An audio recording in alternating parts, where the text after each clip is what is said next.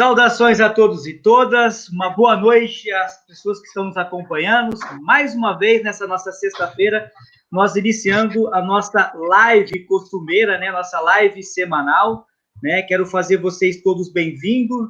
Hoje, uma discussão muito bacana, uma discussão muito rica. Nós temos dois grandes companheiros aqui, para tratar de um tema extremamente pontual, né, do que está acontecendo, dentro da perspectiva dos direitos humanos, né, daqui a pouco eu vou passar a palavra dele para ele se apresentar melhor, mas nós temos aqui hoje o nosso queridíssimo Tiago, um companheiro de longa data aqui, que é o Márcio, né, um companheiro aí que a gente estudou junto e que vai nos abrilhantar aqui com o debate, né. O tema do nosso debate, da nossa live de hoje é povos indígenas e o velho normal, epidemias, pandemias e muita agonia. Então, nós vamos discutir a questão indígena hoje dentro da perspectiva dos direitos humanos, né? E entender, né, o que momento é esse, que loucura é essa, a situação pela qual os povos indígenas estão passando nesse momento, tá? Quero saudar aqui também nosso queridíssimo professor Wilson, né, companheiro que está sempre conosco aqui, abrilhantando a nossa live. Seja bem-vindo também, Wilson. Saudar a nossa companheira Patrícia, que, né, não está conosco hoje, mas acompanha de longe. Saudar a nossa queridíssima professora Tânia Maria Bravo, professora Valéria, que compõe conosco o núcleo de Direitos Humanos e Cidadanias de Marília, né? Então, agradeço a elas, né, agradeço ao núcleo por nos dar a possibilidade de fazermos esse encontro e discutir essas pautas que são tão caras e tão boas assim, né, para nós. Vou passar a palavra rapidamente aqui, pessoal, para fazer uma rodada de apresentação. Vou começar aqui, pessoal, com o professor Wilson, para fazer uma breve saudação. Logo em seguida, vou passar para o Tiago e para o Márcio. Eu vou pedir para o Tiago e para o Márcio, Tiago e Márcio, por favor, se você pudesse apresentar um pouquinho melhor, falar um pouquinho do seu trabalho, da sua história, tá? Seria interessante. E logo após a apresentação, nós entraremos, então, nas falas iniciais. Tudo bem? Wilson, com você, meu querido, fica à vontade.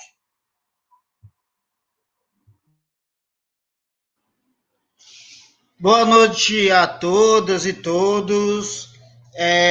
Uma noite especial, um tema muito oportuno. Como sempre, a gente tem sido agraciado com umas pautas e uns convidados e convidadas bem interessantes para a gente discutir a nossa herança como gente, como povo, né? Então, agradeço, conhecendo o Márcio, o professor Márcio, aqui pela primeira vez, também o Tiago Nandelua, né? Eu vou te tomar umas aulas aqui com ele aqui, porque, infelizmente, a minha herança indígena foi apagada, Tiago, né? Viu, Márcio? E, a despeito de me assumir como homem negro, eu sei que eu tenho essa origem também étnica indígena, dos povos tradicionais.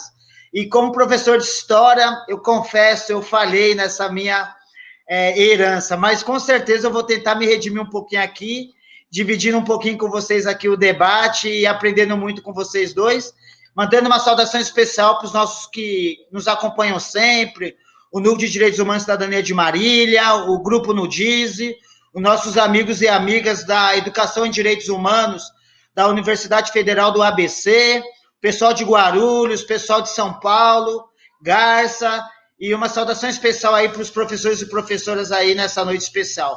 E também um abraço aí ao Jefferson, nosso camarada, nosso mediador. Lembrando aqui que nessa noite, infelizmente, a gente vai ter também como momento de resistência.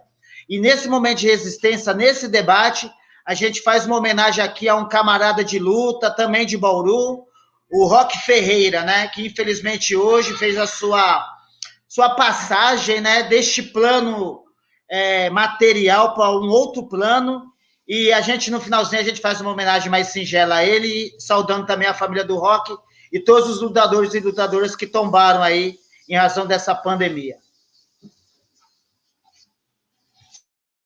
Muito bem. É realmente um dia triste. Eu quero passar a palavra rapidamente aqui agora para o nosso companheiro Tiago, para ele poder fazer uma apresentação, uma rápida saudação aí para as pessoas que nos acompanham. Tiago, a palavra é sua, meu querido, fica...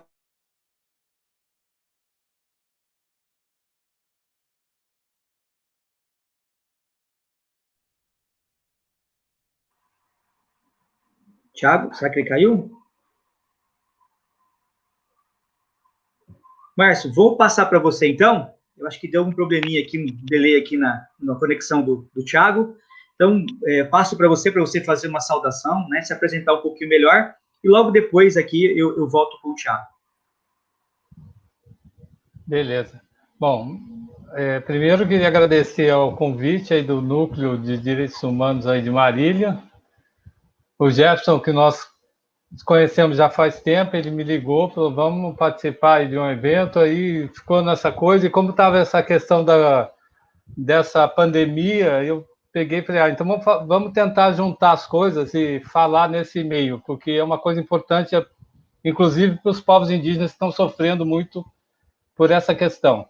Bom, eu me graduei em História, eu fiz especialização em Antropologia, fiz um mestrado também em Antropologia lá na Federal de São Carlos e estou fazendo doutorado lá agora.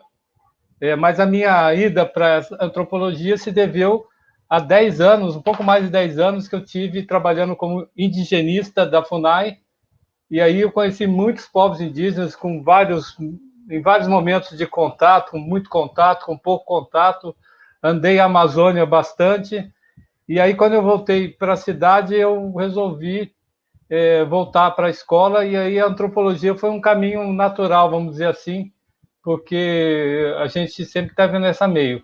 E é por isso que a gente está aí nessa luta, agradecendo também o Thiago. O Thiago hoje teve um falecimento lá da aldeia dele, eu sei que ele também deve estar um pouco triste, abalado também, mas ele resolveu e topou participar com a gente. E esperamos poder passar algumas ideias, algumas discussões, e aí o Wilson fica atento aí para pegar, para a gente poder debater alguma coisa, beleza?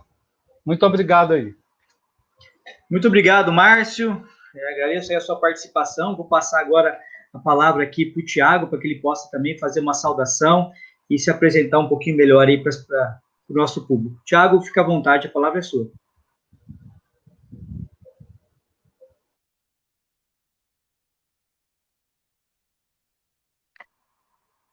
Tuporã, Pameumpé, boa noite a todos que estão aí acompanhando essa live, e dizer da importância da presença indígena nesse momento, em poder falar da triste realidade que as comunidades indígenas estão enfrentando com a Covid-19 e outros desafios, né, que nós arrastamos aí ao longo dos 520 anos, né, nesses 5 séculos aí de luta, de resistência.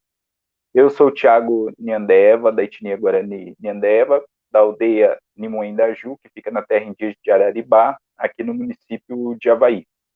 Agradeço aí ao professor Márcio, que intermediou aí minha participação aí no núcleo, e também junto com o Jefferson, e o professor Wilson, que está aí presente.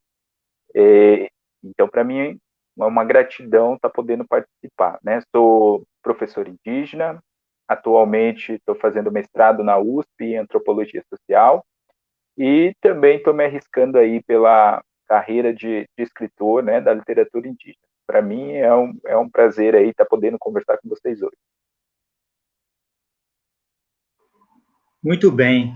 Foi bem humilde aqui o nosso Thiago, meu escritor, tem um livro belíssimo aí, que eu vou pedir para ele falar um pouquinho a respeito desse livro, né, um livro muito bacana, depois eu vou pedir para ele tratar um pouquinho a respeito.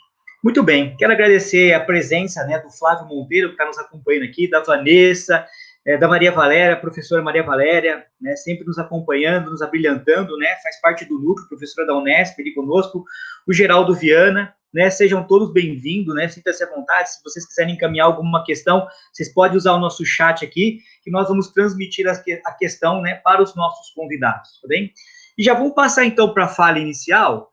Vamos começar com o Márcio, então, Márcio, né, para você fazer uma fala inicial de 15 minutos aí, tá? Fica à vontade aí e usa o tempo que for necessário. Eu vou seguir um roteiro que eu fiz, também para a gente não nos perder muito na conversa. Então, queria começar dizendo hoje, o panorama de hoje em relação à Covid-19, em relação aos povos indígenas no Brasil, nós temos hoje 29.824 casos confirmados. 785 indígenas que faleceram resultado da Covid. E já foram atingidos 156 povos atingidos pela Covid. Não sei se todo mundo sabe, mas o Brasil tem mais ou menos 305 povos diferentes, que falam 274 línguas diferentes. Então, 156 povos já foram atingidos. E uma coisa que é marcante nessa história toda é que, você vê, o projeto de lei que foi feito pela deputada Rosa Neide, do PT de Mato Grosso, a Joênia Wapchana foi relatora e o senador Randolfo Rodrigues, pelo Senado, essa lei, esse projeto de lei era para atender as comunidades indígenas, um plano emergencial em relação à Covid. Ele foi aprovado na Câmara Federal em 21 de maio e 16 de junho no Senado. O presidente da República só foi sancionar essa lei dia 7 de julho e tacou 22 vetos, ou seja, ele acabou com o plano, falou, não, negócio de plano para índio, não, cortou. E precisou uma briga enorme de políticos, de todas as organizações indígenas, indigenistas, as pessoas se organizaram e trabalharam contra isso e conseguiram derrubar os vetos. Mas até hoje, ainda o plano está no papel. Então a gente vê que é uma situação muito complicada para um governo que não está preocupado com os povos indígenas. Tanto é que surge já nas discussões um conceito chamado de necropolítica ou necropolítica, que é um conceito que a gente pode, eu vou falar algumas coisas aqui, é um conceito que tem umas bases anteriores que precisam ser lidas, estudadas para afirmação, mas com certeza vai nesse rumo. Então, isso é um grande problema que o governo Bolsonaro, até agora, pelo que a gente tem visto, não quer saber em relação aos povos indígenas. Esses questionamentos estão correndo e a Sônia Guajajara, que o Jefferson, não sei se conheceu, ela esteve aqui em Bauru, ela foi candidata do PSOL, né, à vice-presidência da República, e ela tem articulado muito, a articulação é uma associação, chama Articulação dos Povos Indígenas do Brasil, a PIB, que tem feito um grande trabalho em relação a isso. Então, eu vou começar falando de uma coisa que me marcou há muito tempo atrás. Em 1992, eu estava no Rio de Janeiro naquela conferência que teve das Nações Unidas sobre Meio Ambiente e Desenvolvimento, que foi conhecida como Eco 92, Rio 92, tinha os nomes lá. E eu participei como ONG, eu estava no Mato Grosso, participava de uma ONG na Universidade Federal e uma outra em Tangará da Serra, e nós fomos para lá, participamos da conferência. E eu fui na abertura do Fórum Global, um fórum internacional de ONGs que foi realizado lá no Hotel Glória, antigo Hotel Glória, no Rio de Janeiro. Para vocês terem uma ideia, tinham 6.800 ONGs participando, 177 países diferentes, 19 mil participantes. Então, foi um evento muito forte. E na abertura do fórum, foi dada a palavra para representantes dos continentes de todo o planeta. E uma representante do continente africano, uma mulher, ela levantou, um monte de gente falou um monte de coisa, porque não sei se vocês recordam, mas naquele momento da história, era muito essa discussão norte-sul, né? Os países do norte e os países do sul. Muito mais pela questão de energia e outras coisas, mas era um debate bastante grande nesse ponto. E se falou um monte de coisa. Quando essa representante de um povo africano levantou, sabe o que ela disse? Ela disse exatamente isso. Ela falou assim, olha, eu vim aqui e não vou falar muitas coisas. Eu gostaria que os povos indígenas da África, ou os povos tribais de África, fossem colocados na lista dos animais em extinção no planeta, porque nós estamos em extinção.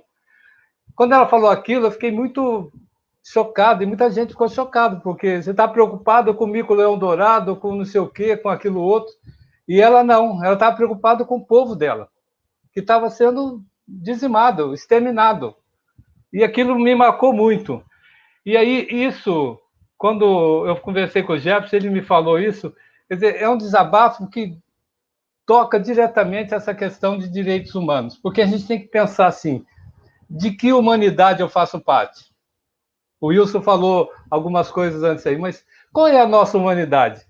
O Ailton Krenak, quando ele escreveu esse livro, Ideias para Adiar o Fim do Mundo, e um outro livro que o Amanhã não chegará, tem um outro livro dele que ainda não está publicado, mas eu tenho ele, depois eu posso mandar para vocês. Ele começou a discutir essa questão. Que discussão é essa de humanidade? Que humanidade é essa? Uma humanidade que é completamente separada da natureza. Parece que nós vivemos num mundo onde nós, seres humanos, é que determinamos o resto. A gente perdeu a nossa relação com o mundo natural. Essa separação. Tanto é que hoje a discussão em cima dessa nova era geológica chamada antropoceno, ela é um fator muito importante. Pouca gente está discutindo isso, principalmente nas escolas. As pessoas estão desligadas com essa questão. Eu acho isso uma falta de discussão que vai nos levar a um complicador maior. E no livro que eu mostrei aqui para vocês, que é o Ideias para Adiar o Fim do Mundo, o Ailton, ele coloca uma discussão importante, ele está discutindo isso. O mundo está sendo destruído, a separação humanidade-natureza cada vez maior, e está criando um grande fosso entre as pessoas, ou seja, entre as pessoas mais ricas, mais pobres, os negros, os indígenas, quilombolas, sabe? E isso está criando, como ele chama, uma variedade de sub-humanidade, que ele se coloca nessa história. Então, seriam os caiçaras, abrindo aspas, caiçaras, índios, quilombolas, aborígenes, que vivem agarradas à terra, aos seus lugares de origem, que são coletivos vinculados à sua memória ancestral e identidade. Fecha aspas. Ele se coloca nessa situação, os povos indígenas estão nessa situação. E isso está gerando grandes problemas. E a gente tem visto o que é o título aí da nossa live. As pessoas ficam discutindo um novo normal. Mas que novo normal é esse? Para os povos indígenas, é o velho normal. Eles continuam sendo massacrados, recebendo pancada, não tendo assistência, não tendo o governo do seu lado, e cada vez pior. E isso começa lá atrás, não começou agora. Tem um livro, vocês que são historiadores, que chama Os Negros da Terra, do professor João Manuel Monteiro, que faleceu alguns anos atrás no acidente, lá da Unicamp. E aqui na página, no começo do livro, ele fala assim, abre aspas, no dia de Natal de 1562, Tibiriçá perdeu sua última batalha, sucumbindo a uma das doenças infecciosas que graçavam entre os habitantes indígenas no Brasil na época. De certo modo, a vida e a morte desse importante guerreiro chefe tupiniquim espelha a própria marcha da expansão europeia na capitania de São Vicente no século XVI. Ou seja, essa questão de doenças, epidemias, essa coisa, começou lá atrás. E foi um grande elemento para isso. Tem um americanista, um historiador americanista chamado Warren Dean, ele escreveu um livro chamado Ferro e Fogo, que é da Companhia das Letras, foi publicado em 96. E num trecho, ele diz o seguinte, eu vou ler algumas partes para vocês, para a gente poder trazer elementos aqui para um debate. Ele diz o seguinte, abre aspas, de todas as armas transportadas nas caravelas dos europeus, nenhuma foi tão eficaz quanto as doenças. E elas vieram para dobrar o quê? A resistência dos povos indígenas que estavam aqui resistindo. Então, ajudou a quebrar um pouco a resistência desses caras, as doenças. Uma outra pessoa muito conhecida aqui no nosso país, que é o Darcy Ribeiro, que eu não preciso falar, acho que todos vocês sabem quem foi Darcy Ribeiro, ele escreveu vários livros e um deles é Os Índios e a Civilização. E ele diz a mesma coisa. A história das relações entre índios e brancos no Brasil ensina que as armas da conquista foram alguns apetites e ideias. Um equipamento mais eficiente de ação sobre a natureza, bacilos e vírus, principalmente o vírus. Então, eu estou lembrando isso porque para a gente ver que não é uma coisa, é um novo normal, não. Para os povos indígenas é um velho normal. eles estão sofrendo as consequências de epidemias faz tempo. E aí vem mais, o que é pior. E aí eu vou entrar naquela história que eu falei aqui da necropolítica. Não sei se vocês já ouviram falar do relatório Figueiredo. O relatório Figueiredo é o relatório de um procurador chamado Jader Figueiredo, e por isso recebeu esse nome, relatório Figueiredo, que foi feito na época do governo militar, e ele ficou 45 anos sumido, e foi encontrado lá no Museu do Índio, no Rio de Janeiro, e aí hoje virou a Comissão Nacional da Verdade, pegou esse relatório, e nesse relatório tem inúmeros relatos do que ocorreram com os povos indígenas no Brasil. E aí, eu vou ler aqui uma parte só. Ele fala assim, ó, entre assassinatos, abusos sexuais, casos de tortura, corrupção. O relatório vai denunciando muita coisa. Fala de extinção por infecção proposital de povos indígenas. Abre aspas. Jamais foram apuradas as denúncias de que foi inoculado o vírus da varíola nos infelizes indígenas, para que pudessem distribuir suas terras entre figurões do governo. Isso está no documento. Então, essa coisa do amansamento da terra, se vocês estudaram a história, lembro da Lei de Terras de 1850. Uma lei que era o quê? O avanço para onde se dizia que não vivia ninguém, né? O vazio demográfico do interior do Brasil. As chamadas guerras justas que o governo de Portugal, quando vem para cá, aplica aqui, era o quê? Era permitido fazer guerras justas com os índios selvagens, os índios bravos, aqueles que estavam no interior do país. Agora, para quê? Para liberar terras para o caminho do governo. Então, no relatório Figueiredo, da Comissão Nacional da Verdade, em 2014, ele identificou várias questões. Tem uma do Cintalaga aqui, uma morte de 5.000 Cintalagas em Mato Grosso e Rondônia a partir de 1950. Aí eles dizem assim, abre aspas, aviões que atiravam brinquedos contaminados com vírus da gripe, sarampo e varíola. Isso era enviado por quem? Por quem interessava. Hoje a gente está vendo nos Yanomami o quê? Quase a mesma coisa, só que são os garimpeiros lá atrás de ouro. Então, essa enfermidade com sarampo, catapora, gripe, malária, pneumonia, febre amarela, tuberculose, tudo isso foi sendo levado aos povos indígenas para diminuir a população, abrir o território e aí o progresso e o desenvolvimento aberto a todos que querem ganhar dinheiro. Então, isso a gente pode, com certeza, afirmar que é uma espécie de necropolítica, ou seja, uma decisão soberana de alguém ou de uma estrutura para um fim, que seja a morte dos povos indígenas. E a gente tem visto isso no Brasil, só que está passando. Está passando, a gente está preocupada se vai voltar a aula, se não vai voltar a aula, se o bar vai abrir, se o bar não vai abrir, se a academia vai abrir, se não vai abrir, o comércio de Bauru, o calçadão precisa abrir, e tem muitas coisas acontecendo no Brasil, principalmente na Amazônia. Então, isso a gente pode chamar de etnocídio, que não é um etnocídio acidental. E que ocorreu com a chancela governamental, né, para ocupação do quê? Ocupação do espaço e da imigração que vieram para cá. Um exemplo de uma pandemia que ocorreu aqui no Brasil no começo do século passado é a gripe espanhola, que o Thiago pode falar melhor do que eu, que a terra lá do Araribá sofreu com essa, principalmente os guaranis sofreram com essa pandemia. Minha mulher está me dando umas dicas aqui, viu? Desculpa.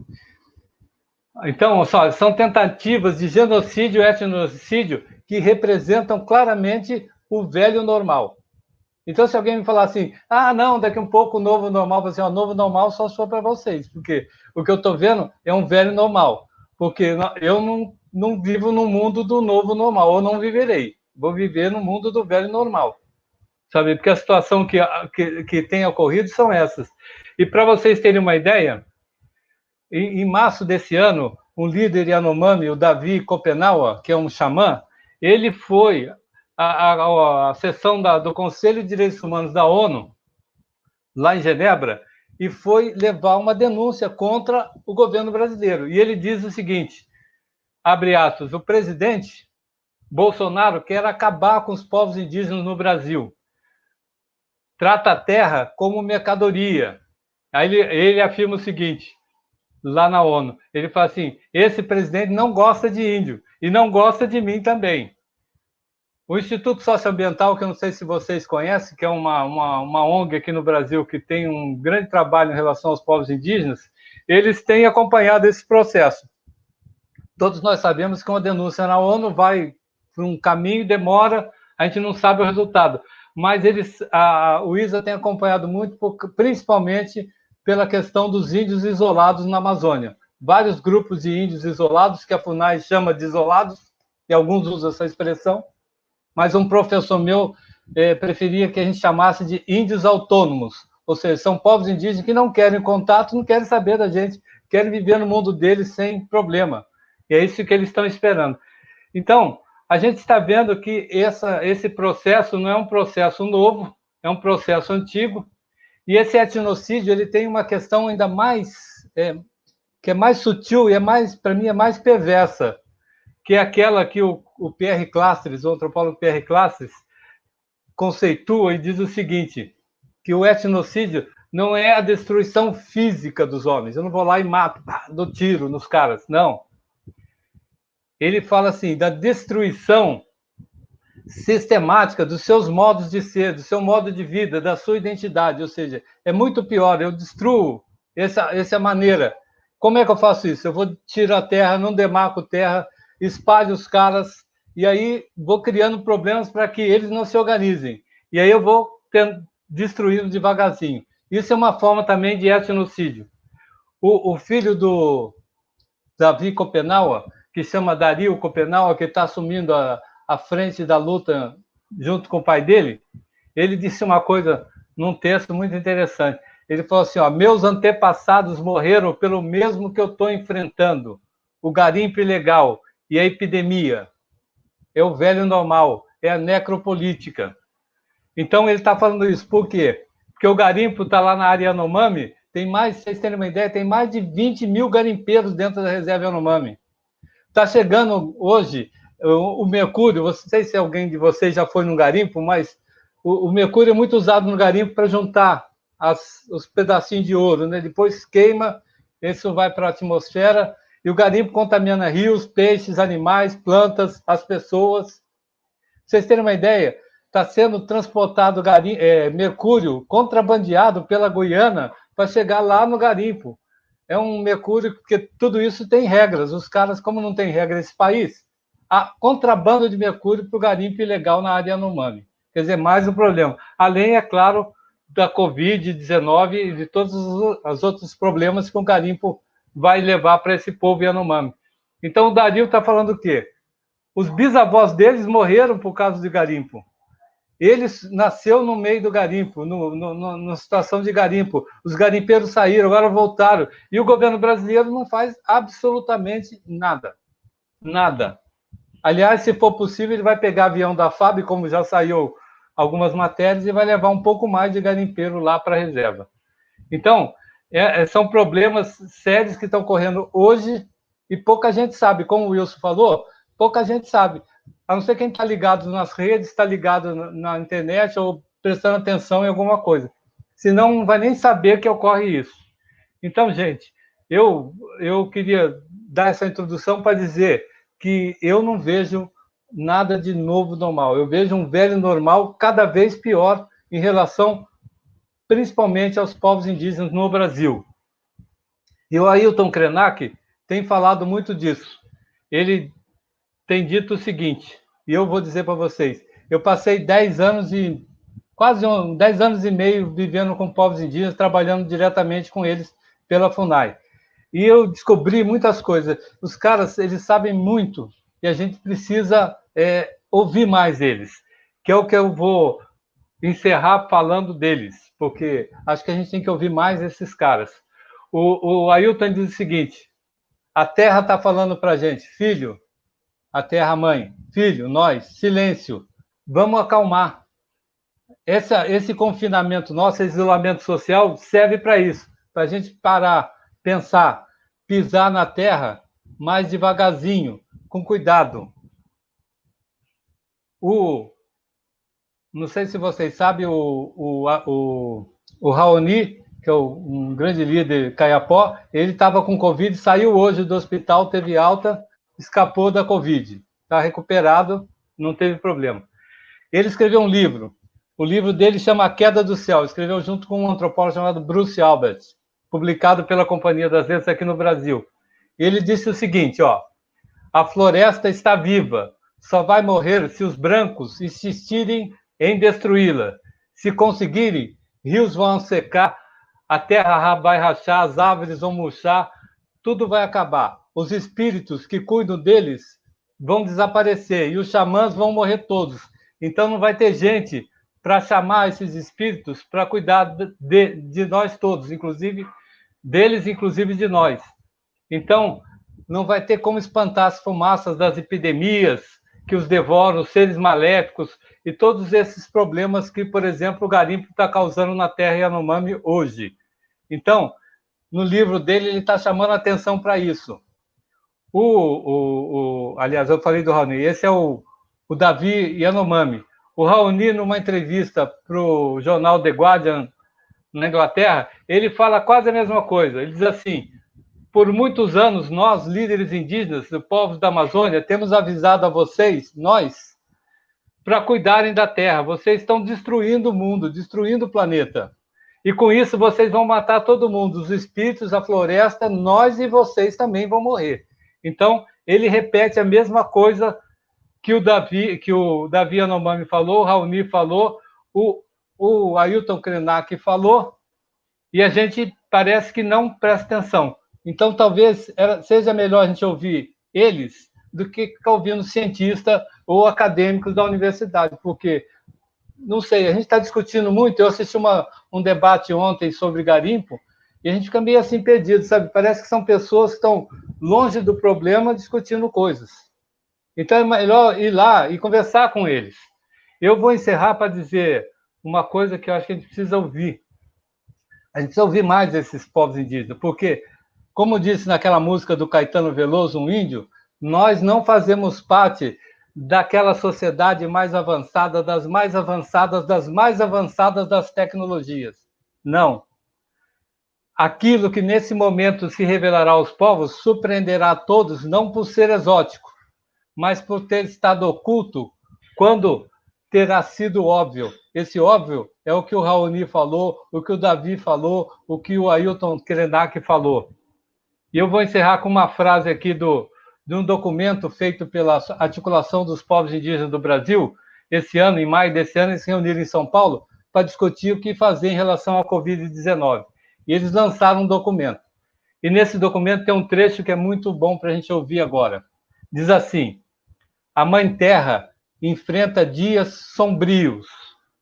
Em tempos de pandemia, a luta e a solidariedade coletiva, que parece que reacendeu no mundo, só será completa com os povos indígenas, pois a cura não estará apenas no princípio ativo de uma vacina que está aí nessa disputa mundial, mas sim no ativar de nossos princípios humanos. Então é isso que a gente tem que voltar hoje, essa humanidade tem que começar a se conectar novamente com o mundo natural, entre nós, e parar de separar essa que o Ailton chamou de subhumanidades, essas pessoas que estão em alguns lugares que a gente não nos interessa. Então eu acho que isso é fundamental. E é claro que eu falei bastante, desculpe se eu passei do tempo aí, e eu falei em ouvir os povos indígenas, e agora nós podemos ouvir o Tiago, que é um representante da comunidade Guarani em Andeva, e que é um grande cara. O Tiago é uma pessoa muito boa, vocês vão conhecê-lo melhor agora e vão ver que eu estou falando a verdade, tá bom? Muito obrigado. Nós que agradecemos, Márcio, pelos seus ensinamentos, né? Seu relato riquíssimo.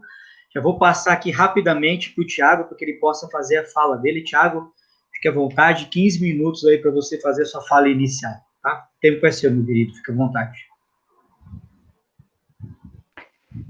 Bom, falar do velho normal é pensar numa política anti-indígena, né, que se arrasta desde os tempos da colonial e continua ainda nesse momento essa política.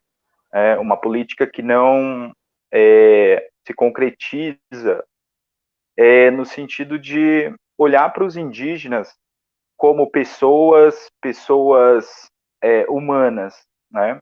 Então essa política ainda se arrasta ao longo desses 520 anos e nós estamos fazendo, né, a resistência aí para que essa política não extermine os povos indígenas, não extermine essas etnias que o professor Márcio disse.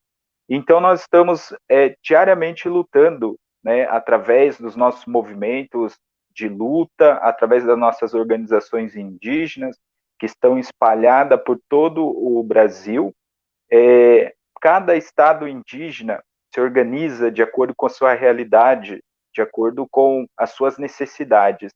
E no estado de São Paulo, especificamente, as lutas não são diferentes dos povos indígenas que estão na Amazônia, né, que é o foco, né, da questão indígena nesse momento. Né? Tudo que se trata de questão indígena, os olhos estão voltados para a Amazônia, mas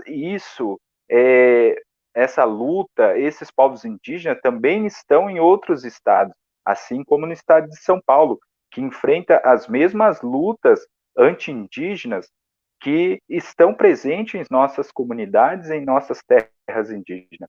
Por exemplo, nós temos ainda no estado de São Paulo, um estado com muita comunidades indígenas, uma diversidade étnica espalhada por todo o estado, em todas as regiões. Nós temos no estado de São Paulo mais de 5 etnias indígenas localizadas em terras indígenas. Nós temos Guarani Nhandeva, nós temos Guarani Mbiá, nós temos Krenak, Terena, nós temos Caigangue, nós temos uma diversidade muito grande de povos indígenas no estado de São Paulo que estão lutando assim como os povos indígenas de outros estados, né? Como na Amazônia, como eu disse, né? Que lá eles enfrentam problemas específicos, né? De uma colonização que ainda permanece muito forte aí nesses ataques aos povos indígenas, aos ataques à Amazônia, os interesses, né, das grandes empresas, os interesses por detrás de muitos políticos que estão financiando, né, todo essa ataque aos povos indígenas. E nós temos que, eventualmente, recorrer às instâncias internacionais para que venha intervir, né, em prol dos indígenas no Brasil. Então, essa política anti-indígena está muito forte, né? Então, isso se arrasta, né? Então, é o velho normal que a gente pode dizer de uma política que vem se arrastando aí há mais de 520 anos. E nós estamos resistindo. Cada povo indígena luta de acordo com a sua realidade em seu estado. Nós aqui também lutamos por demarcação de terras indígenas, né? Nós temos aldeias indígenas no estado de São Paulo localizadas, né, nos biomas da Mata Atlântica e que estão em área de parques que eles enfrentam, né, os parentes Guarani-Mbiá, eles enfrentam os parentes Guarani-Nhandeva que estão nas aldeias localizadas, né, nessa região, estão enfrentando a luta pela demarcação, reconhecimento das suas terras. Então, isso é muito forte também no estado de São Paulo, essa luta dos indígenas, né, que estão se organizando diariamente, né, pela sua sobrevivência, lutar pela sua sobrevivência da sua comunidade, da sua cultura. Então, no estado de São Paulo, nós também estamos aqui lutando pela nossa sobrevivência, né? Um governo que está aí há mais de 20 anos ocupando, né, o cenário da política no nosso estado, que não tem concretizado uma política que atenda às demandas das comunidades indígenas do estado de São Paulo. Então, é uma luta que nós diariamente travamos, né, contra, né, o governo, contra os interesses, né, das empresas privadas, né, que querem cada vez mais adentrar nas terras indígenas para explorar essas terras demasiadamente, né, sem uma devida consciência que da preservação, no qual nós fazemos isso muito bem, né?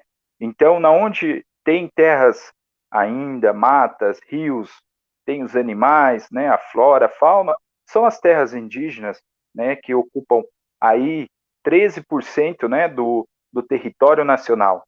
Então, falar da luta indígena é pensar que essas lutas elas estão em todos os estados do Brasil, não só na Amazônia, né, que é o foco, né, dessa luta, né, que está ganhando, né, cada vez mais visibilidade, até por conta da Amazônia, mas nós estamos aqui também, né, lutando pela nossa sobrevivência, lutando contra os impactos, né, que diariamente nós recebemos do, do que está acontecendo ao entorno das nossas comunidades, né? Nós temos aí a questão ambiental, onde que nós tentamos preservar isso dentro da nossa comunidade, e ao entorno a monocultura está chegando cada vez mais forte, a monocultura do eucalipto, a monocultura da laranja, da cana-de-açúcar. Então, a pecuária ainda que é muito forte, né, ao entorno das nossas comunidades. E nós lutamos para que isso não traga sérios prejuízos, né, não traga prejuízos à nossa saúde física, à nossa saúde mental, à saúde dos nossos filhos, das nossas gerações. Então, a nossa luta também acontece aqui no estado de São Paulo, né? Desde o litoral, onde nós temos, né, presença dos nossos parentes, Guarani-Mbiá, Guarani-Nyandeva, nós temos os Guarani da capital, na terra indígena Jaraguá, que lutam, né, por uma demarcação de um espaço maior, que é a menor terra indígena do Brasil, né? Então, eles estão lá numa luta diária e recentemente, né, com um grupo de empresários que querem instalar um empreendimento, né, na vizinho à terra indígena do Jaraguá. Então, a luta está presente, né, na capital do estado de São Paulo, né, ali com a presença das terras indígenas, do Jaraguá, do Tenondé-Porã, do Crucutu.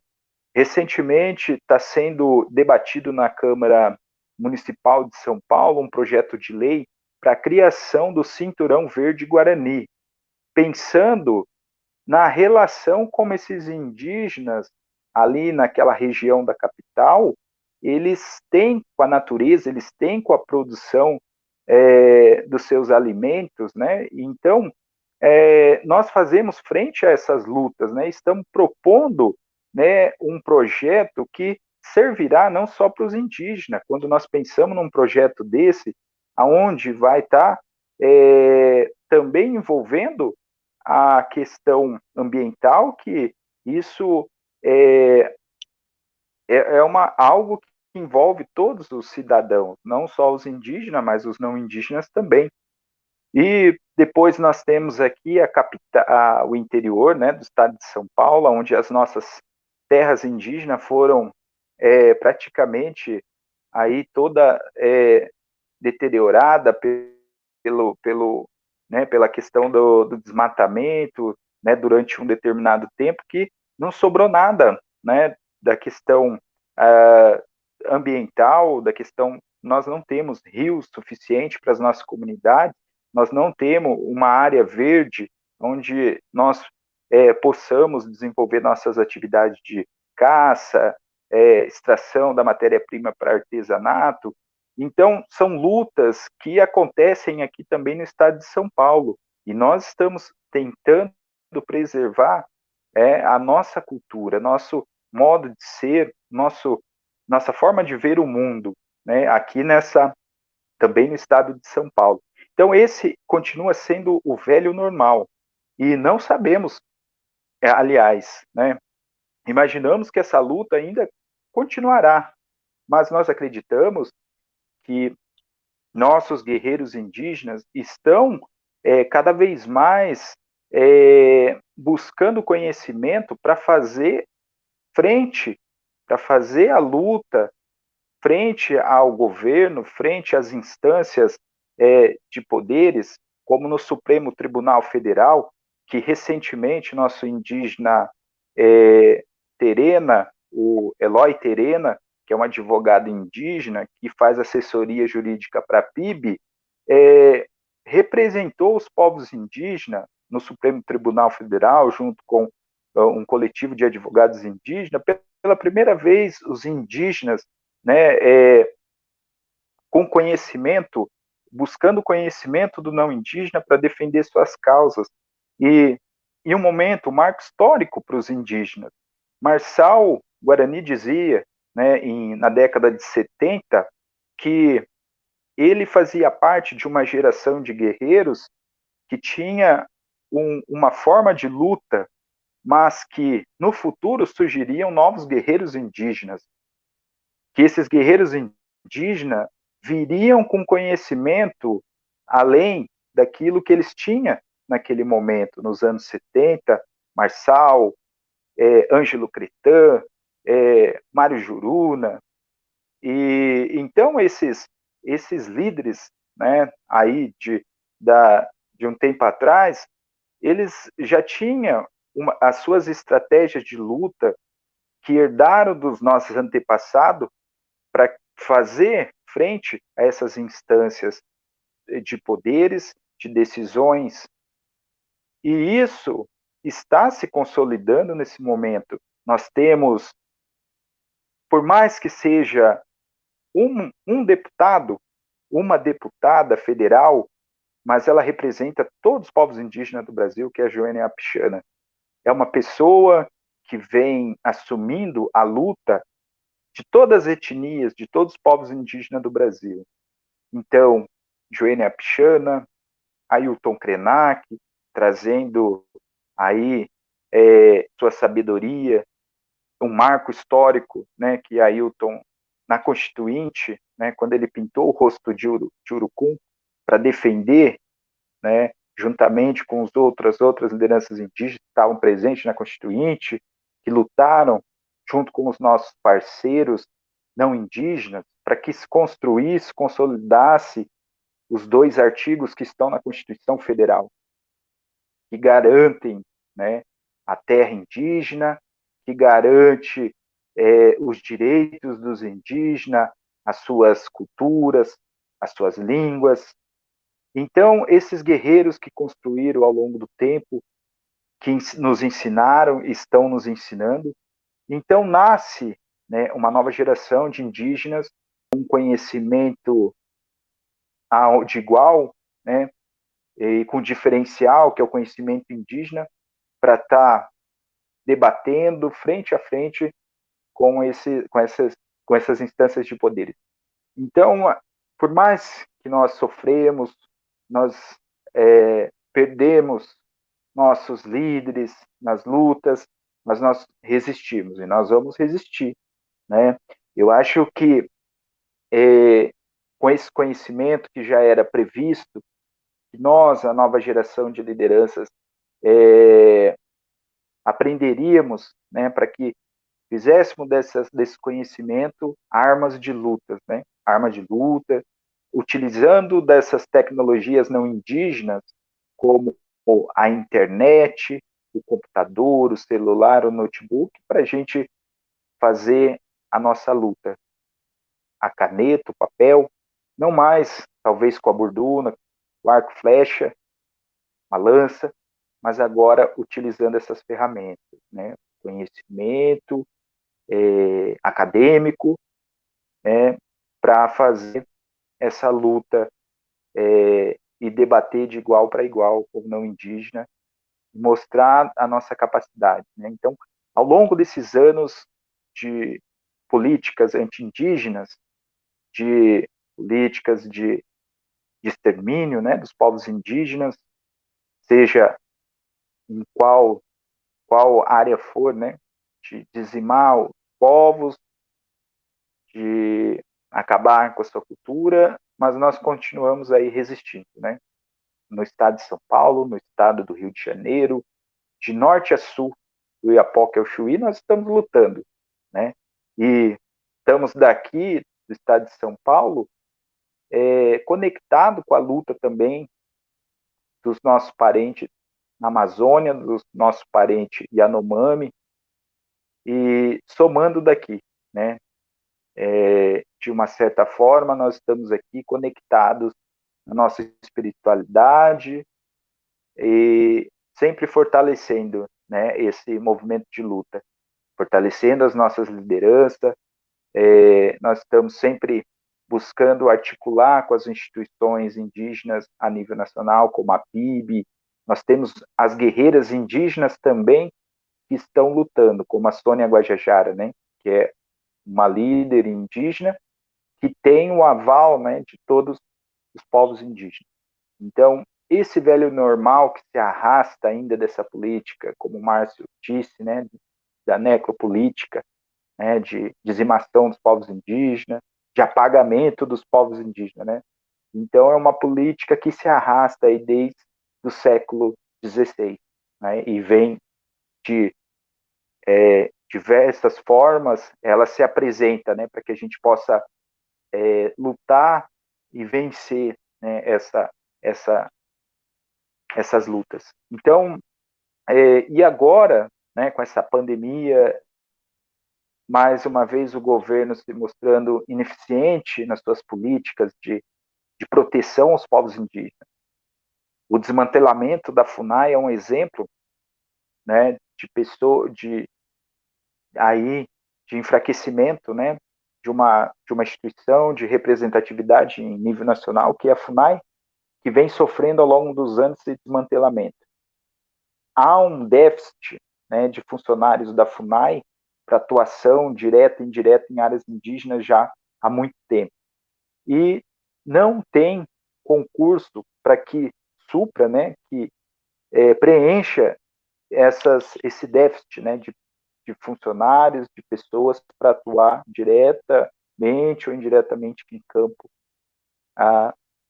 aí, né, atuando junto com os indígenas. Então, esse desmantelamento da FUNAI, a diminuição de verbas, tudo isso soma, né, nessa política anti-indígena que vem se arrastando ao longo do tempo. E hoje, enquanto o Guarani Nhandeva, né, desde a nossa migração em busca da terra sem mal, aí uma caminhada, né, um movimento migratório que a gente faz hoje de uma certa forma diferente, mas nós estamos em busca da terra sem mal, e pelo caminho nós encontramos, né, muitos desafios, perdas por epidemias, pandemias, como o Márcio disse, no Araribá não foi diferente. A gripe espanhola dizimou quase todos os Guarani na época de chegada dos Guarani aqui na terra indígena de Araribá, início do século XX. Então, mas nós estamos resistindo, né? Desde então, através dos nossos conhecimentos espirituais, os nossos conhecimentos medicinais, e uma estratégia eficiente que a gente sempre fez desde antigamente, que foi o isolamento social, né? Voltar, né, para nossas práticas, fortalecer nossas práticas culturais para que a gente possa resistir, né, a essa pandemia. E, infelizmente, essa pandemia, esse vírus tem chegado na nossa terra indígena. Por mais que a gente tenha estabelecido aí protocolos de combate, prevenção, de alguma forma escapa, né? E a gente não consegue dar conta de controlar, né, esse vírus. E ele acaba diretamente ou indiretamente atingindo aí nossos indígenas. Felizmente, né, desses que foram testados, teve um teste em massa recentemente, dos 9 que foi constatado o vírus, eles já estavam em processo de cura e não se espalhou, né? E não veio ninguém a óbito, felizmente. Mas nós estamos sujeitos, né? Mas nós precisamos, né, também de uma política eficiente, de um fortalecimento das nossas instituições, né, como a FUNAI, a Fundação Nacional do Índio, da Secretaria Especial de Saúde Indígena, CESAI, para que esses órgãos, essas instituições possam estar ajudando, apoiando os indígenas nesse momento de pandemia. Essa é a minha Muito palavra, bem. por enquanto. Muito obrigado, Tiago, pela participação. Eu fiz aqui uma série de anotações enquanto você falava, né? Gostaria de passar para o professor Wilson rapidamente aqui para que ele possa fazer as considerações também dele, fazer alguns apontamentos com relação à fala de vocês. E na volta eu vou selecionar algumas perguntas aqui no chat que gostaria de passar para vocês. E algumas perguntinhas aqui também que eu separei para poder fazer. O Wilson, é com você, querido, fica à vontade. Eu agradeço muito assim o que trouxe tanto o Márcio quanto o Tiago na Andeva, porque eu acho que tem questões aí cruciais para a gente entender não só a realidade dos povos tradicionais, dos povos originários, né, chamados indígenas, mas é a realidade de toda a sociedade, de toda a humanidade, né? Mas eu queria começar iniciando, por exemplo, dialogando com a Vanessa, que nos acompanha aqui, Pescarolo, quando ela pergunta, né? Como fazer para a nossa sociedade perceber a riqueza de nossos povos tradicionais, dos povos indígenas, dos povos originários, né? E aí, Márcio, Tiago, a nossa perspectiva sempre é de discutir aqui, tendo como pano de fundo a defesa incondicional dos direitos humanos. E eu me lembrei de uma liderança indígena que se fez autoridade política, o Evo Morales. E o que fez o Evo Morales na Bolívia? Ele não só constituiu o Estado plurinacional, mas também propôs uma Constituição plurinacional, que considerava justamente essa diversidade étnica dos povos na Bolívia, não é? E a Bolívia, a partir dos seus governos, conseguiu, do ponto de vista econômico, garantir para a sua população uma elevação dos indicadores sociais, não só para os povos indígenas tradicionais originários da Bolívia, mas para todo o conjunto da população boliviana. Então, acho que a nossa caminhada, né, se inicia por aí, né? Mas para eu não perder aqui duas questões que eu quero colocar, eu já vou deixar para o Tiago aí, para me responder depois, Tiago, quando eu voltar para ti, meu amigo. Eu queria ouvir de você, como professor indígena, né, a contribuição que foi a sanção da Lei 11.645 de 2008, que visa justamente obrigar que as escolas, no ensino fundamental e médio, e públicas e privadas, né, pudessem abordar o estudo da história e cultura afro-brasileira e o estudo e história da cultura indígena. E como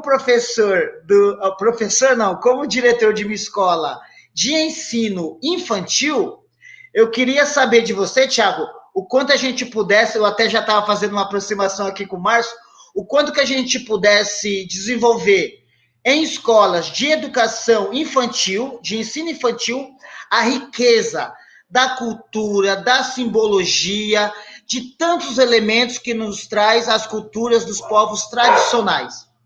E falando dessa cultura rica, que há de ser valorizada em razão da luta dos povos indígenas e também da luta de todos aqueles que defendem uma sociedade igualitária, quando a gente observa certas manifestações religiosas demonizando a cultura e as crenças dos povos originários, né? A gente percebe o assédio de grupos neopentecostais sobre as comunidades das populações originárias inclusive convertendo-as na satanização de suas crenças para o Deus branco, masculino, palestino, que na verdade se torna um judeu rejeitado pelos seus povos, né?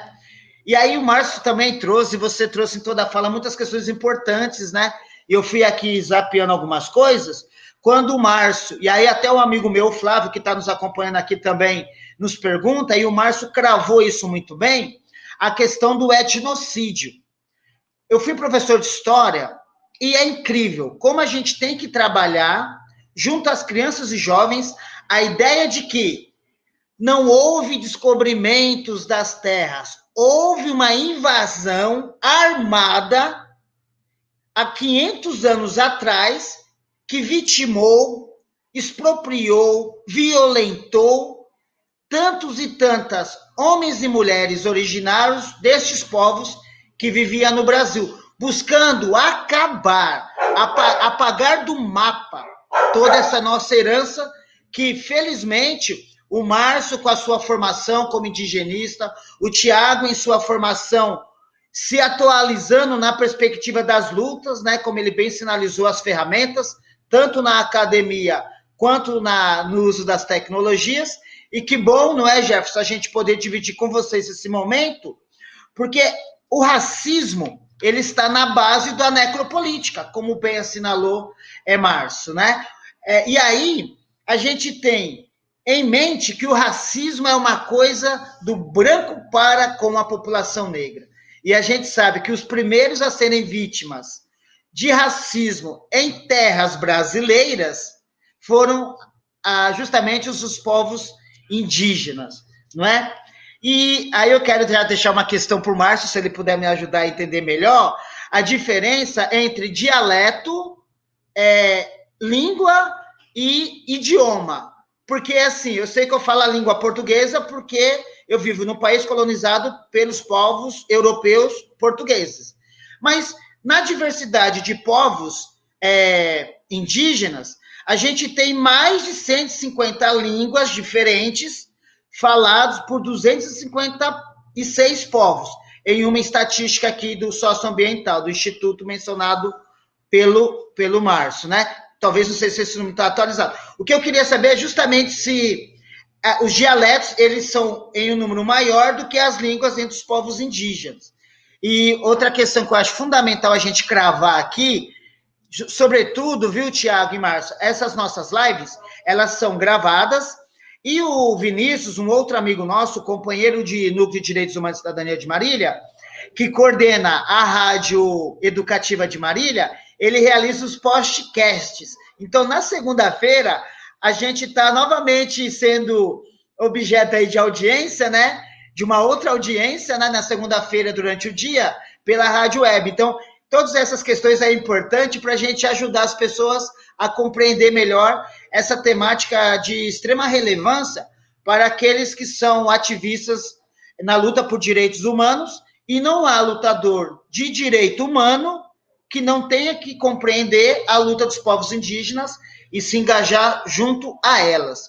Mas, para que não fique só uma crítica à questão indígena numa perspectiva religiosa, eu queria também mencionar o papel importante do Conselho Indigenista Missionário, que, se eu não me engano, Márcio vai poder dizer melhor para mim também, que o nosso, há pouco tempo falecido amigo e irmão de fé e de luta, Dom Pedro Casaldáliga, né, foi um dos criadores. Aí eu queria que você também pudesse falar um pouco do papel do CIMI, não é? E aí também dialogando, já encerrando aqui, porque eu prefiro ouvir mais vocês do que falar, né? A gente sempre está preocupado em estabelecer uma correlação dialética entre o que é estrutural na nossa história brasileira, esse racismo que se inicia junto aos povos indígenas e que depois se reproduz entre os povos de origem africana, e a conjuntura da pandemia, não é? Veja, é incrível como que ali no mês de abril, quando os povos indígenas já estavam sendo vítimas do Covid, assim como toda a população brasileira, por conta desse processo necropolítico, né, Márcio, de extermínio da população empobrecida, porque não é uma população pobre, porque produz riqueza, então é uma população empobrecida. E aí aquele ex-ministro da educação dizia, esse termo, povos indígenas, né, nem convém falar o nome dele, mas eu percebi que o STF teve uma posição assim muito séria, digna de menção, quando ela buscou arbitrar, então, a presença dos povos indígenas e de suas lideranças com relação às discussões sobre as ações de ordem sanitária, sobretudo com relação aos povos indígenas. Agora, para finalizar em definitivo, a gente compreende que os europeus nos ensinaram e por essas terras estabeleceram-se como donos e viram a terra como propriedade. E nós sabemos, por outro lado, que os povos indígenas originários, não é? Como filhos e filhas, eles têm a terra como mãe, né? Eles têm uma relação afetiva e de raiz com a terra nessa perspectiva. E aí eu já fiz o exercício rápido aqui, Márcio, de baixar ideias para adiar o fim do mundo. Eu quero mencionar, então, o pajé Yanomami Davi Copenaua, que você há pouco mencionava, quando ele disse, o mundo acredita que tudo é mercadoria, a ponto de projetar nela tudo que somos capazes de experimentar. Então, o nosso lamento, né, Tiago, de compreender a nossa civilidade que despreza a dignidade e a humanidade dos povos indígenas. Como nós estamos mutilados na nossa natureza humana, e que bom podê-los ouvi-los, né, nessa discussão e poder estabelecer os contatos para que justamente a gente possa construir juntos. Você está aqui em Avaí, o Márcio está ali em Bauru, a gente está aqui, Garça e Marília, nessa proximidade, e sinta-se abraçados aí pelo nosso Núcleo de Direitos Humanos e Cidadania, para que a gente venha realizar ações em conjunto. Sensacional, muito bom. Obrigado, professor Wilson. Questões, assim, muito boa, né? Acho bacana aí, tem argumentos para a gente refletir bastante sobre isso. Deixa eu fazer o seguinte, gente. A gente começou pelo Márcio e encerrou aqui com o Tiago. Vamos inverter a lógica agora? Vamos começar com o Tiago, depois a gente passa para o Márcio? Tudo bem, Tiago? Pode ser assim? Pode ser. Pode sim. Então a palavra é sua. Estão me ouvindo, né?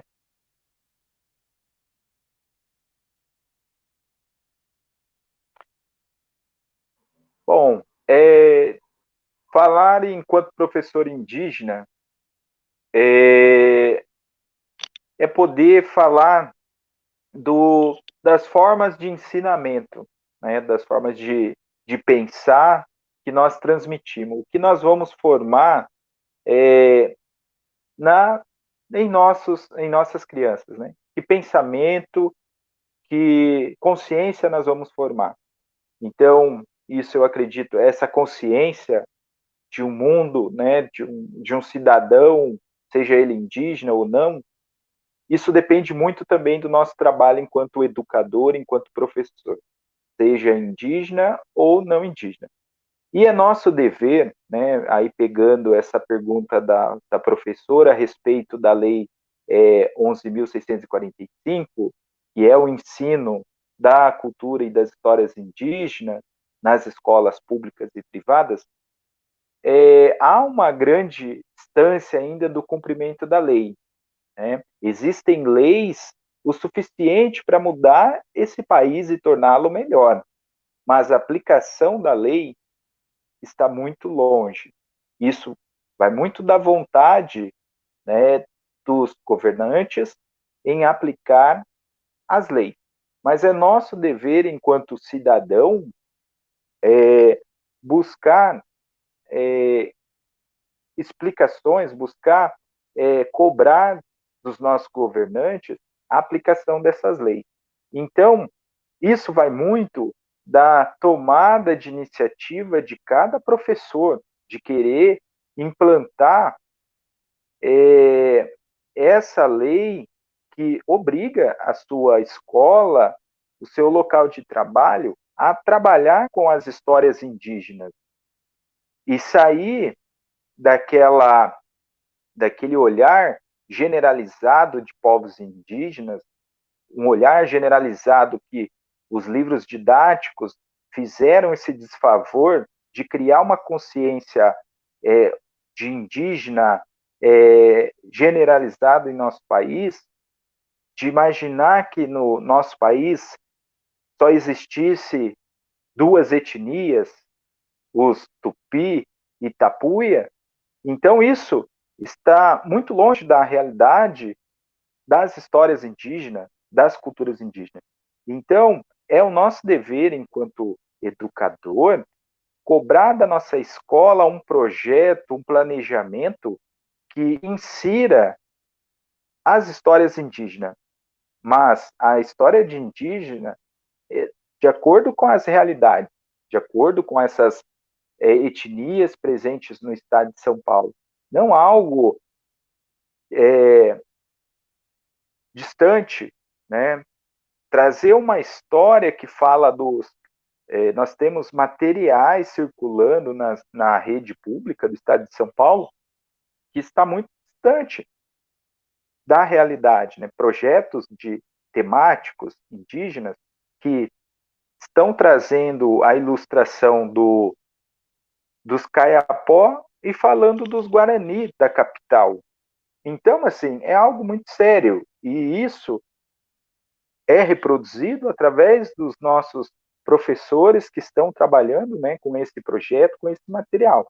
Então, o Márcio, um exemplo disso é o professor Márcio, que tem um projeto muito bacana, que chama Brasil Indígena, se eu não estiver enganado, onde ele desenvolve esse projeto numa escola e que em um determinado fase desse projeto é a visitação em loco, né, visitação na comunidade indígena para conhecer de perto a realidade dos indígenas e mostrar para os alunos que os indígenas não moram em oca, que eles não andam pelados e toda aquela história, né, de que os indígenas comem o outro, né, comem o outro ser humano, algo já, né, muito superado e muito bem, né, explicado, mas isso não chega para os professores que não passam por uma especialização para que aprendam, para que esclareçam suas dúvidas sobre os povos indígenas. Então, isso diariamente está sendo reproduzido ainda algo, a história que se conta, que se contou desde o início do século, desde de 1500, do século XVI, ainda repercute, né, diariamente nos materiais didáticos, paradidáticos. Então, isso é o dever do educador, junto com a sua equipe pedagógica, construir um projeto, um plano, um projeto político-pedagógico, ou dentro do seu próprio plano de ensino, uma proposta em que fale da história indígena, mas dentro do contexto atual. Então, não mais fazer o desfavor, né, do que já foi feito, né, durante todo esse tempo, contando uma realidade totalmente torcida, né, deturpada dos povos indígenas.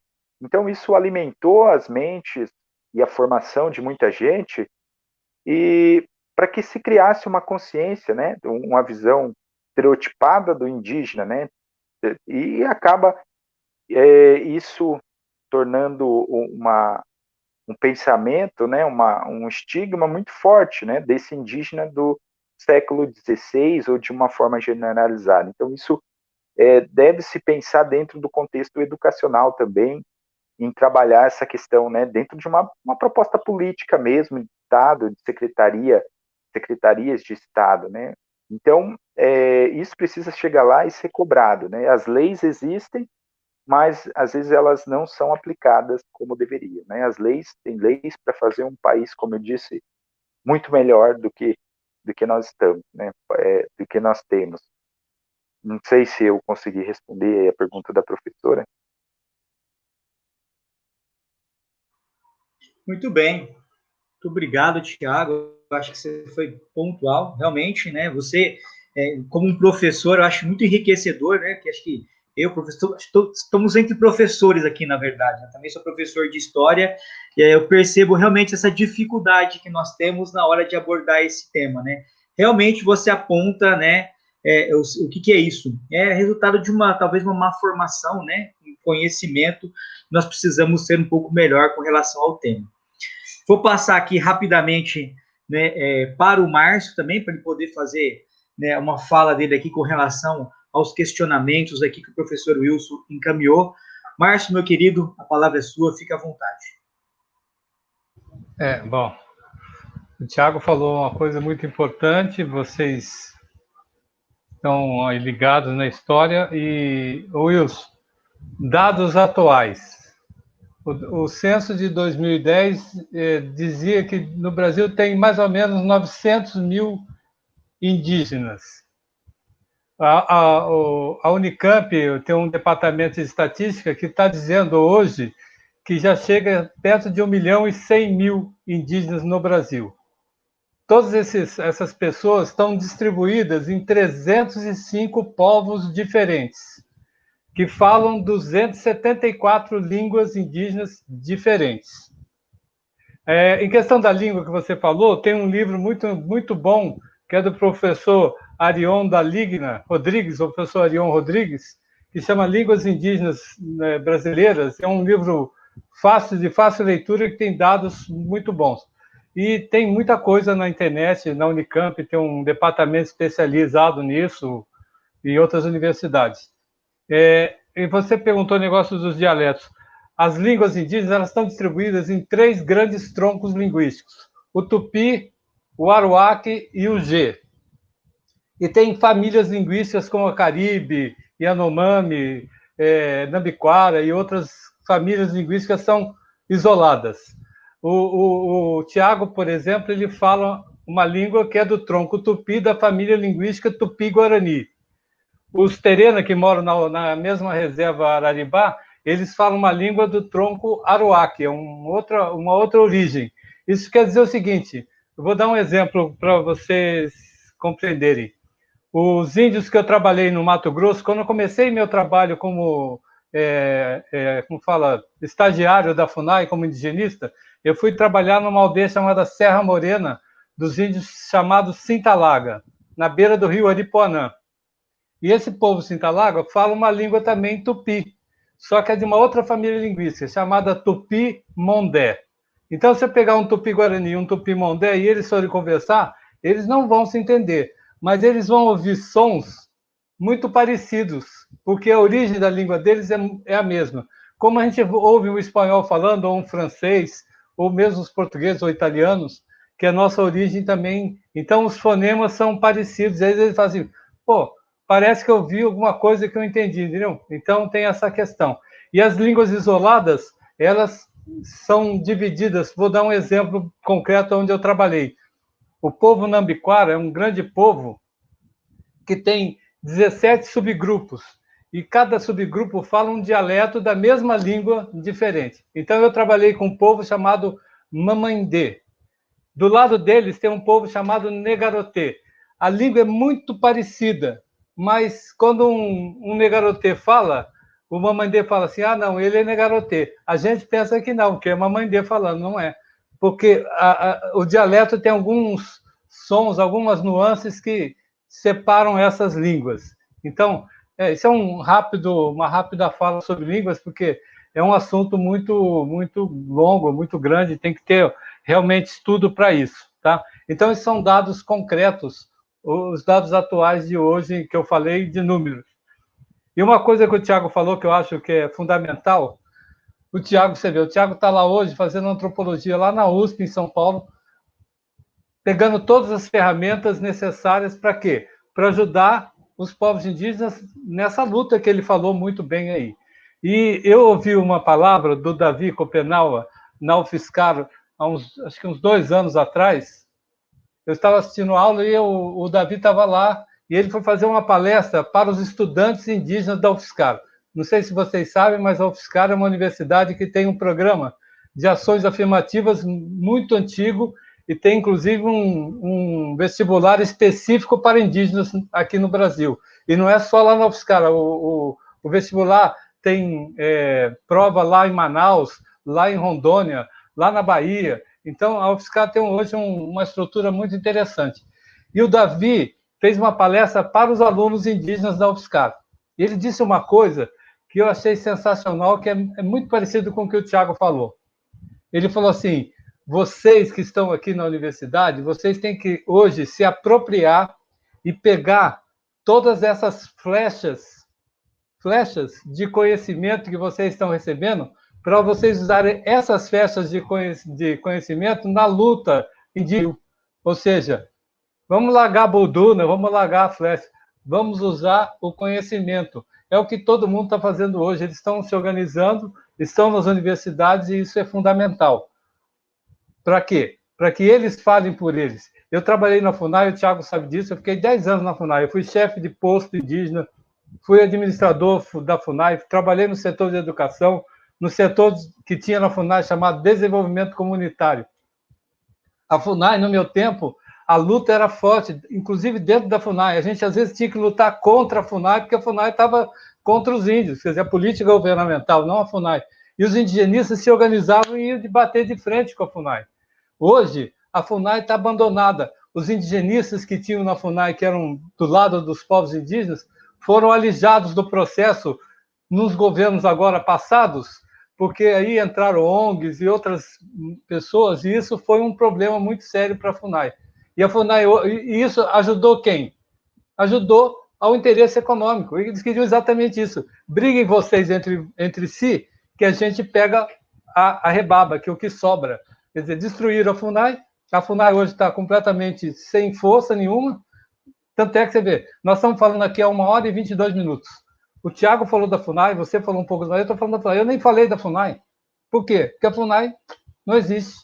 Deveria existir, porque a FUNAI sempre foi do lado dos índios. E sempre foi um organismo muito bom. Ela começou em 67, depois do Serviço de Patrimônio de Proteção aos Índios, o SPI, e está até hoje. Só que o Estatuto dos Índios, que é a Lei 6.001, que é de 73, ela é defasada. Existe um Estatuto novo dos povos indígenas que está lá desde a Constituição Federal que o Tiago falou, está no Congresso e até hoje, veja bem, de 88, até hoje sequer foi discutido esse novo Estatuto dos Índios. Então, o que a gente vê é uma estrutura de governo que não interessa mexer com isso.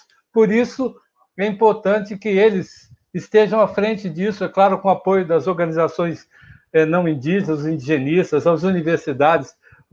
O que vocês estão permitindo hoje, por exemplo, eu acho fantástico, porque eu digo a vocês, todo e qualquer espaço que eu encontro que possa falar alguma coisa, eu me meto para falar e sempre convido o pessoal aqui de Araribá, porque com quem eu tenho contato hoje, para participar, porque não há outro caminho. Vocês dois são professores de história, sabem muito bem disso. Eu pergunto a vocês estudaram sobre história indígena na universidade? Aprenderam alguma coisa de história indígena no curso de história? A gente não aprende. Aí chega na escola, como é que eu vou ensinar? Aí falou da Lei 11.645, que é de 2008. É legal, o meu projeto é baseado nessa lei. Mas você chega na escola, procura parceiros, os professores sequer sabem, que, como disse o Tiago, não, tem os tupi e tem os tapuia. Ou pega material que tem lá um caiapó e o cara está falando de terena ou guarani. Quer dizer, tem muita coisa que se fazer.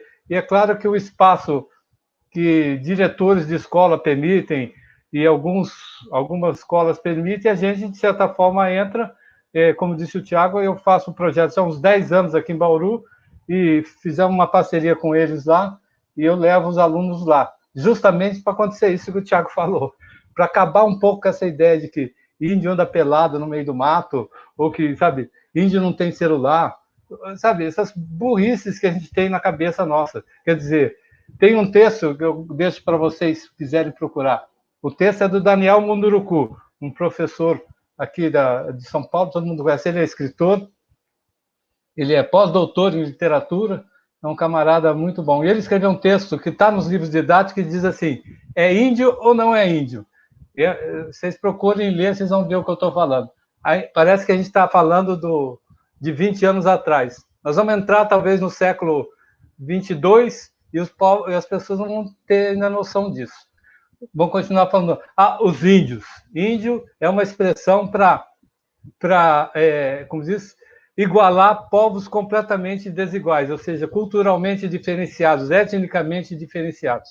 E isso é muito ruim para o Brasil. O Brasil, como disse o Wilson, o Brasil, como a Bolívia, é um país pluriétnico, plurilingüe, e a gente não respeita isso. As universidades, poucas estudam línguas indígenas, muito poucas. Então, tem muita coisa para ser feita. E eu tenho, pelo menos eu espero, que os indígenas hoje que estão nas academias, nas universidades, consigam avançar muito mais do que os não indígenas conseguiram. Não sei. Tá bom? Ótimo. Muito bem, muito boas colocações. Gente, eu quero agradecer aqui a Vanessa que está conosco, a Mari, né? Quero agradecer toda a audiência, as pessoas que estão nos acompanhando aqui. Eu tô compartilhando alguns comentários dessas pessoas aqui com vocês, pessoal, mas o pessoal que está fazendo alguns apontamentos muito interessantes no chat, né? Muito bacana, né? O pessoal discutindo aqui, né, destacando como é importante, né, a formação do professor e estabelecer esse diálogo que o próprio Wilson já apontou na fala dele, né, junto com as crianças, com a educação infantil. Maravilhoso. Gente, ó, antes de passar para o Wilson, eu gostaria só de fazer um questionamento, uma pergunta, que eu vou encaminhar aí para vocês, vou deixar, né, se vocês puderem depois responder, que é o seguinte, pessoal, qual a importância... Eu lembro de uma fala da Sônia Guajajara durante a campanha dela, que ela destacou uma coisa muito interessante numa convenção. Ela dizia bem assim, olha, esses movimentos sociais, movimentos de esquerdas, né, que roubam para si a questão da resistência, esquece, né, de que se existe resistência nesse país, é a resistência dos povos indígenas. E isso é fato. Isso é fato. E aquela foi uma frase que me marcou muito, não é? Então, constantemente a gente vê, né, a população indígena, o representante dos povos indígenas, disputando espaço nesse espaço tão preconceituoso que é a política nacional no Brasil. E eu gostaria de perguntar para vocês a importância, o quão é importante hoje para os povos indígenas ter um representante ou ter pessoas como o Tiago, né, e como muitos outros representantes dos povos indígenas que fazem essa luta, que fazem essa disputa, que disputam esse espaço, que entende que a política é onde as leis são construídas, né, e são destruídas também. Então, eu gostaria que, se vocês pudessem pontuar esse meu questionamento na fala de vocês, né, seria muito interessante, eu seria agradecido. Vou passar, então, para o Wilson, para que ele possa também fazer uma consideração, fazer uns apontamentos. Wilson, fica à vontade, a palavra é sua, meu querido.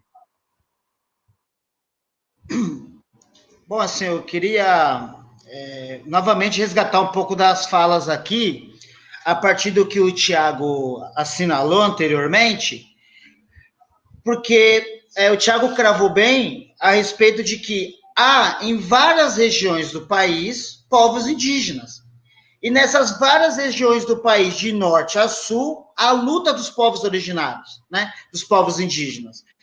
Porque, infelizmente, né, a gente é levado a entender que parece que os povos indígenas só existem na Amazônia e que nas outras regiões do Brasil existem representações dos povos indígenas, quando, na verdade, o que existe são, de fato, povos indígenas. E Avaí é uma referência aqui na nossa região, no oeste do estado de São Paulo. Mas eu queria destacar um outro aspecto com relação aos povos indígenas, que eu acho que dialoga, ou melhor, se vincula com a ideia de necropolítica e com a estrutura histórica brasileira de violência contra os povos indígenas, que tem a ver com a criminalização das lutas indígenas, né? Então, quando você observa povos indígenas ocupando postos da FUNAI, quando você observa povos indígenas bloqueando vias de comunicação, estradas, a gente vê uma forte incidência da polícia, não é? E aí, para vocês assim terem ideia, né? No oeste do Paraná, por exemplo, o cacique Avá Guarani, ele foi preso durante essa pandemia por roubo de espigas de milho. Eu fico imaginando o que o cacique pretendia fazer com essas espigas de milho, se não alimentar pessoas, não é? Então, a gente vê essa criminalização estrutural, histórica, que despreza o compromisso desses povos. Mas ainda falando da questão amazônica e da diversidade dos povos indígenas, é importante a gente ajudar as pessoas a compreenderem que não existem povos indígenas brasileiros. As fronteiras políticas estabelecidas na América Latina, em particular na América do Sul, considerando a geografia da própria Amazônia, a própria Amazônia ela não se restringe somente ao território brasileiro. Ou seja, as fronteiras políticas brasileiras separaram os povos irmãos, etnias irmãs, parentes, né? Parentes venezuelanos, parentes brasileiros, bolivianos, que na verdade têm o mesmo tronco, a mesma raiz. Por isso que dizer a respeito de povos indígenas brasileiros é uma incorreção, e vale o destaque aqui para a gente acertar e dizer povos indígenas no Brasil, povos indígenas na Amazônia, para a gente dar conta dessa diversidade territorial, geográfica, étnica, de origem étnica, né? E a gente tem como tema, então, dessa nossa live, assim, que já se faz histórica e muito oportuna, a ideia deixa eu pegar aqui, povos indígenas e o velho normal. Né? Esse velho normal é o mesmo normal de violência contra estes povos. Né? Suas mulheres, suas crianças, seus homens. Né? A gente observa, por exemplo, poucos estudos dos povos indígenas em geral. E mesmo na perspectiva interseccional, raça, classe, gênero, é quase nada o que a gente observa em se tratando de debates e reflexões acerca dessas questões. E que, com certeza, você, Tiago Nandelwa, e você, Márcio, assim, agradecemos muito, assim como no de Direitos Humanos, esse nosso projeto das lives no Duque, né? No trabalho do Vinícius, que realiza os podcasts, junto com a Patrícia Lúcio, em trazer para a gente esses elementos, né? Porque nós sabemos, em razão da nossa formação, que o Brasil tem 520 anos, mas a herança dos povos originários remetem a milênios, né? E nós como educadores, educadoras, e aqui tem a Geralda também, que é uma outra educadora que também conhece o trabalho do Márcio, e que chama a nossa atenção para essa nossa realidade tão rica do ponto de vista étnico, mas que justamente pela violência e pelo etnogenocídio, né, a ideia de você aniquilar não só fisicamente o indivíduo, o grupo, mas também toda a sua cultura, né? Então a gente pretende aqui iniciar um trabalho que a gente possa em outros momentos voltar a contar com vocês, com outras lideranças, com outras pessoas que possam nos trazer esses elementos tão importantes para compreender a nossa realidade social brasileira, plurilinguística, pluriétnica. A gente ignora as nossas palavras de origem, tanto africana como indígena, né? Itacoaquecetuba, né? A gente jamais faz ideia de onde está vindo isso, né? E aí eu agradeço muito, assim, poder ter esse debate com vocês. Quando eu digo debate, obviamente, eu estou pensando aqui no diálogo fraterno, muito respeitoso, e eu diria saboroso, no sentido da ampliação do conhecimento, né? Acho que aqui é a minha fala de encerramento, e a gente fica aí para o Jefferson conduzir os processos seguintes. Muito obrigado, Wilson. Gente, 1h30 já de live. Eu vou passar a palavra para vocês e vou pedir para que, né, no finalzinho da live de vocês, da fala de vocês, vocês façam um encaminhamento, né, se despedindo aí, para a gente já encerrando a nossa live. Provavelmente vamos encerrar aí lá perto das 2 horas de live, porque tem o Márcio, tem o Thiago ainda para falar, né? Fique à vontade, use o tempo, né, que for necessário, mas que no final da fala de vocês façam aí um encaminhamento para a gente já ir fechando. Bom, comecei com o Thiago da outra vez, vou começar com o Márcio agora. Márcio, você começa aí, nós vamos encerrar com a fala do Thiago. Thiago, não sei se você viu aqui, né? Eu coloquei na tela aqui uma pergunta do Flávio para você, né? Esse deu, que ele pergunta, Thiago, em relação à sua aldeia, cidade de Avaí, como está a identidade cultural? Existe interesses pelos mais novos? Existe algum projeto de revitalização, isso, né? Das línguas indígenas e costumes? Então, fica a pergunta dele, né? Do Flávio aí, para você, meu querido, a palavra é sua. Fica à vontade. O Márcio, depois eu passo para o Thiago. Ok. O Wilson, você falou muito bem, viu? Gostei muito da sua fala. Exatamente isso. Povos indígenas no Brasil, não povos indígenas do Brasil. E da mesma forma, não usar mais a expressão índio, e sim indígena, aquela pessoa do lugar. Você falou algo fundamental. 520 anos de Brasil e a ocupação, pelo menos pelos estudos arqueológicos existentes até agora, a gente data de 12.500, 13.000 anos antes do presente. Então, levas e levas de povos foram ocupando o Brasil e isso é pouco contado também nas escolas. O projeto que eu faço tem 2 módulos. O primeiro módulo é os indígenas antes do Brasil. E o segundo módulo é os indígenas depois do Brasil. Então, para que as pessoas entendam que o Brasil não começa em 1500. Houve, é claro, essa chegada dessas pessoas de fora, um grande desencontro que ocorreu na época. Tem o texto que vocês devem ter lido na universidade, do Bainfas, que é invasão, descoberta ou encontro, né? Eu chamo isso de desencontro, né? Nem invasão, nem descoberta. É um grande desencontro que ocorreu, aliás, que continua ocorrendo. Hoje, mais pela ignorância, falta de conhecimento. Então, é interessante pensar isso, porque se a gente tem a Amazônia, tinha pelo menos, né? Porque estão destruindo a Amazônia, mas a Amazônia brasileira, ela cresceu e foi ampliada graças à ação antrópica. De quem? Dos povos que estavam vivendo na Amazônia. Naquele momento da chegada dos europeus, só na Amazônia tinham cerca de 10.000 pessoas vivendo lá. Tinha mais de 1.500 línguas existentes no nosso país. Então, grande parte desse conhecimento foi destruído. Pra vocês terem uma ideia, a cada velho indígena que morre pela Covid, nós estamos perdendo isso, biblioteca de conhecimento. Muita coisa está sendo perdida, porque essas pessoas que têm o conhecimento, eles que passam o conhecimento, são os velhos. O Aritana, que morreu, que é Iaualapiti, lá no Xingu, ele estava trabalhando com o filho dele a língua Iaualapiti, coisas que o filho dele já não sabia mais, não falava mais. Ele estava trabalhando com o filho um resgate dessa língua, coisas que estavam sendo perdidas.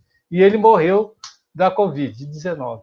Então, são muitas coisas que estão sendo perdidas agora com a pandemia, mas com esse velho normal. Eu falei 1.500 línguas, hoje nós temos 274, 5 a 6 milhões de pessoas, ou 10 milhões de pessoas, hoje nós temos 1.100.000.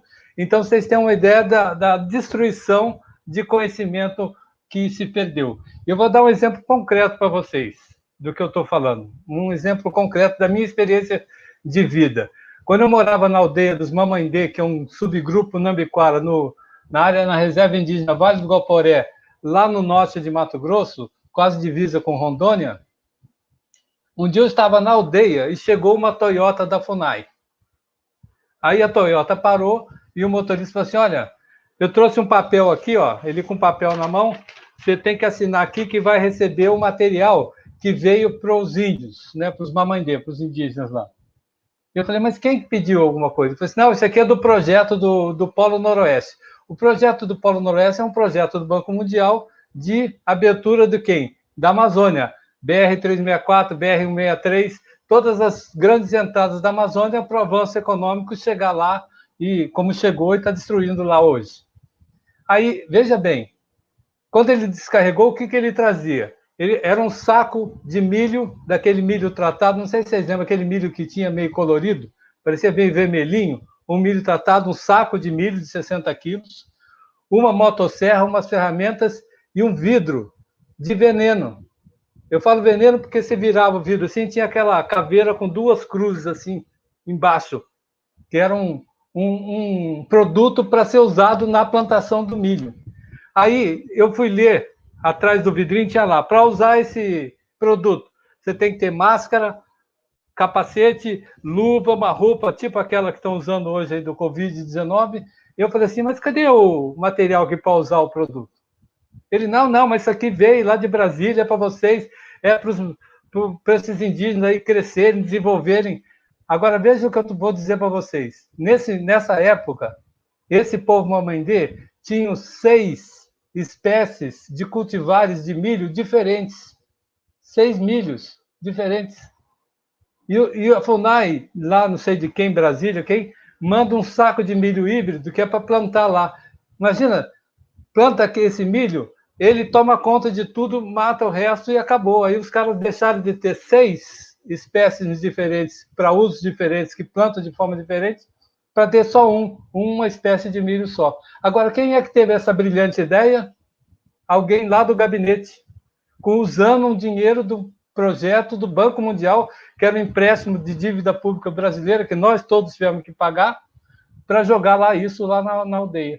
Bom, resultado, eu falei assim, olha, não vou pegar nada disso, você põe tudo isso e leva de volta lá, porque eu não vou receber. E o cara não gostou muito, mas levou. E eu levei como se diz, uma chamada, porque eu tive dessa coisa, e não só da FUNAI, viu? Alguns indígenas também brigaram comigo porque eu não recebi uma coisa que era para eles. Quer dizer, você entendeu? Então, olha o processo, que eu estou contando uma história. Podia contar inúmeras histórias, eu ia ficar aqui até 2 horas contando história para vocês do meu tempo lá na aldeia. Então, tem muitas coisas que vão acontecendo que a gente não sabe. A gente não sabe que a Amazônia foi ampliada por ação dos povos indígenas, a gente não sabe muitas coisas disso. E aí cai nessa bobagem de achar que os caras não são ignorantes. Quem que é ignorante? Nós ou eles? Não sei. Acho bom ouvi-los mais, porque talvez o que eu li aqui do Raoni, do Ailton e do Davi Copenaua sejam exemplos de que nós que somos os ignorantes, nós estamos perdendo o rumo da história. E eles vão poder, quem sabe, nos ajudar muito nisso. Então, eu deixo isso aqui para pensar, porque a gente talvez não tenha noção das coisas. Talvez pelo meu tempo lá na aldeia, eu pude compreender melhor o mundo e descobrir outras coisas, talvez me tornar mais humano, né? Mais preocupado com o humano do que eu talvez pensasse que fosse humano. Então, acho que o que vocês estão permitindo hoje nessa live é muito interessante, porque permite que a gente possa trazer essas questões para as pessoas pensarem, refletir. A gente precisa ouvir mais e pensar mais. A escola não toca nesses assuntos. Precisava tocar mais nesses assuntos. Necropolítica, que nós falamos muito aqui, para vocês terem uma ideia, é um conceito que foi formulado por um filósofo camaronês, de uma etnia de Camarões, lá da África. É um professor, é claro que ele se baseia em outros pensadores, outros filósofos, né? Então, ele é um cara que foi buscar em Foucault a história da biopolítica, do biopoder, da soberania, e aí foi construindo uma outra coisa. E o que é o necropolítica? É um uso adaptado para levar morte a quem? A quem interessa, a quem o capital quer que seja exterminado. Porque esses governos nossos, eles são porcarias. Eles são mandados, eles não têm poder de discussão. É diferente de um governante que é chefe de Estado. Eles não são. O Claudino Marcolino, lá, o cacique da aldeia do Tiago, é um governante muito melhor que esse governante que nós temos lá em Brasília hoje, que espero que saia em 2022. Pelo menos o meu voto não terá. Espero. E vou trabalhar contra, porque não é possível... Ou antes, né? Ou antes. Não é possível que a gente continue assim. Não é possível. Um país como o nosso, com a riqueza que tem, nós temos uma riqueza étnica, cultural, linguística, de recursos. A gente não podia estar nessa situação, não podia ouvir, como disse o Wilson, um ministro da Educação dizendo que eu não quero ouvir essa palavra povos indígenas. Quem é esse camarada para dizer isso? Nada, ele é um nada. Como o chefe dele é outro nada. É ruim de dizer isso, porque nós somos brasileiros e a gente vive dentro de uma estrutura, um país que alguns entendem como democracia, o Estado Democrático de Direito, que está sendo completamente dominado. E se a gente não abrir o olho, daqui a um pouco não vai ter, como disse o Raoni, vou voltar e vou encerrar. Como disse o Raoni, o Ailton, o Davi e outros indígenas, como o Tiago falou aqui. Daqui a um pouco não vai sobrar mais nada. Não vai ter índio, não vai ter branco, não vai ter planta, não vai ter bicho, não vai ter mais nada. E o céu vai cair na nossa cabeça. Tá bom? Muito obrigado. Muito bem, Márcio. Muito bem.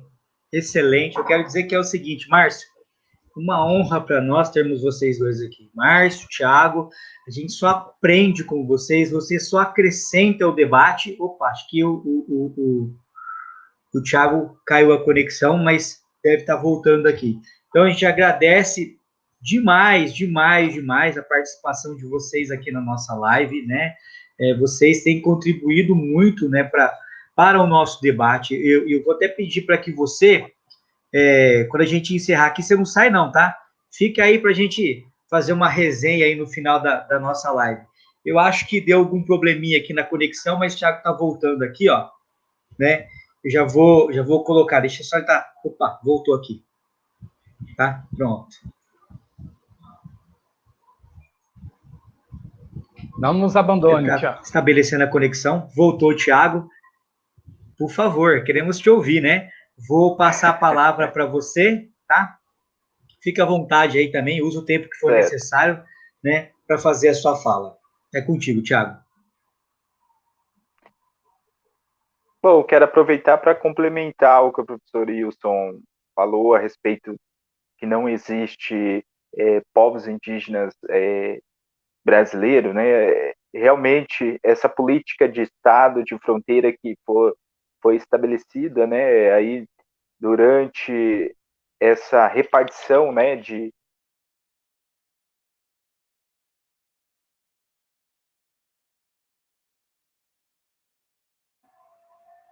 O Thiago está com problema na conexão dele. Só um minutinho. Calma aqui.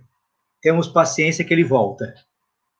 Acho que está com um probleminha na conexão dele aqui, mas ele já logo volta aqui. Aí a gente passa a palavra para ele. Gente, eu quero aproveitar, enquanto o Thiago volta aqui, para convidar vocês para a nossa próxima live.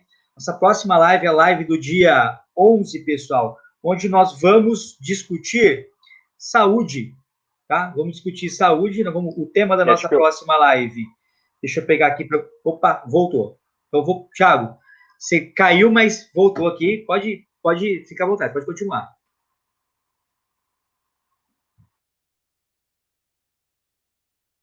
Oi. Estamos te ouvindo, Thiago. Você deu uma caída. Me ouvindo? Estamos te ouvindo, sim. Isso, então,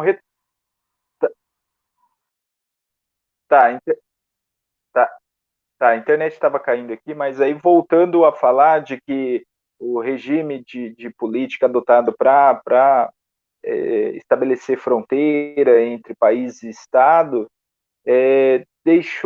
dividiu, né, muitos povos indígenas, deixando uma parte desses povos em outros países, né? Assim como os Guarani, que estão presentes, né, no país, né, vizinhos, como o Brasil, desde a Bolívia, Paraguai, Argentina.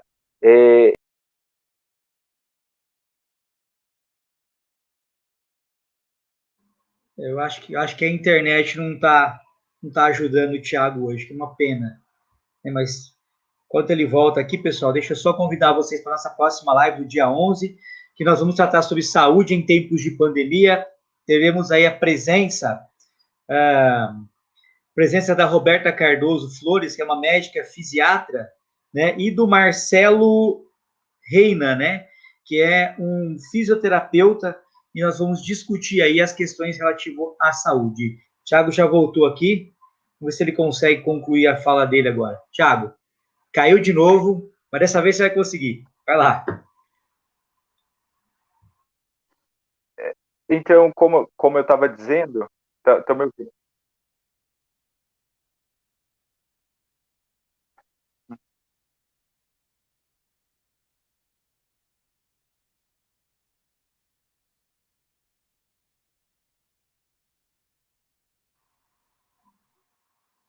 Estamos te ouvindo, viu, Thiago? Pode falar. Estamos vendo e ouvindo você. Agora caiu. Gente, ó, vou aproveitar aqui, então, vou passar a palavra aqui para o Wilson, né? Depois, se o Thiago chegar, a gente pede para ele fazer o encerramento. Wilson, fazer aí uma fala rapidamente aí, Wilson, né? Passo para você e depois a gente volta com o Thiago, hora que ele retomar a conexão dele. Fica à vontade.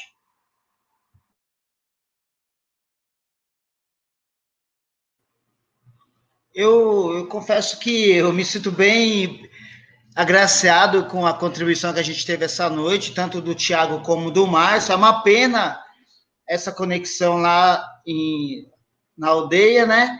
Mas eu então prefiro aqui aproveitar o momentinho do Tiago aí. A gente está te ouvindo, viu, Tiago? Você pode seguir aí. Pode abrir seu áudio e fazer sua fala, querido.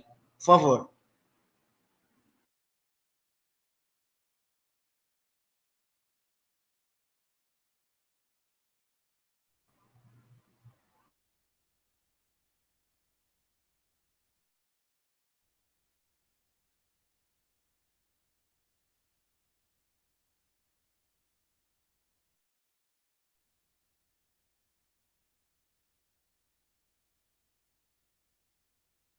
Como que tá aí a fala?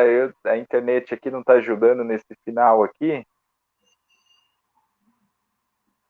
Estão por aí Pode ainda? falar, a gente está te ouvindo, Thiago. Pode falar.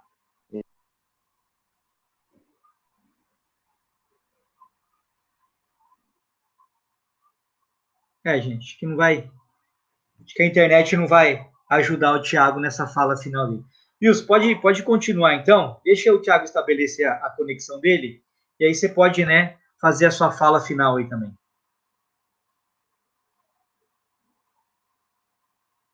Fazer a leitura do poema, Jefferson? Ou só uma fala? Pode fazer. O Thiago, ele está entrando aqui, mas como a internet está dando. Deixa ele conectar. Pode fazer e eu passo a palavra para ele no final. Eu não queria perder a oportunidade, não, de celebrar.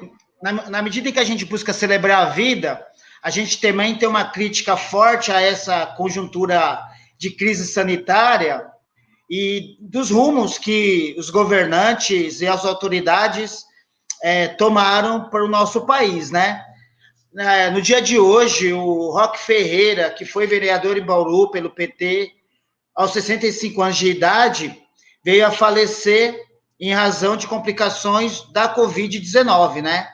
Ele era sindicalista, ferroviário, líder sindical. Ele deixou a esposa Tatiana, os filhos Dandara, Thales, Michele e Vinícius, e os netos Júlia e Arthur, além de familiares e amigos, né? Então, eu escolhi aqui um poema do Solano Trindade, considerando tanto a história do rock, como também o tema da nossa live aqui. Eu vou dividir aqui com vocês. O título é Canta América. Canta América. Não canto de mentira e falsidade, que a ilusão ariana cantou para o mundo, na conquista do ouro. Nem o canto da supremacia dos derramadores de sangue, das utópicas novas ordens, de napoleônicas conquistas, mas o canto da liberdade dos povos e do direito do trabalhador. Rock presente, boa noite, companheiros e companheiras. Um prazer aqui, Márcio, Thiago, Jefferson.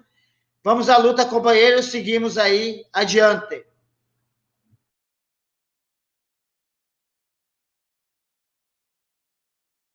Deixa só um minuto. Vamos tentar fazer uma última tentativa. Vamos ver. Será que agora a gente consegue colher a fala final do Thiago. Ele está dando um delay, né? Thiago, você nos ouve? Estão me ouvindo? Estão me ouvindo? Estamos te ouvindo. Sim, estou ouvindo. Estou ouvindo. A palavra é sua, Tô fica à ouvindo. vontade. Tá, não, só para concluir, dizer que os Guarani, né, quando teve essa política de divisão, né, de território, os Guarani também ficaram, né, nos países vizinhos, como no Paraguai, e descendo para a Argentina, tem na Bolívia também, e ocupando vários.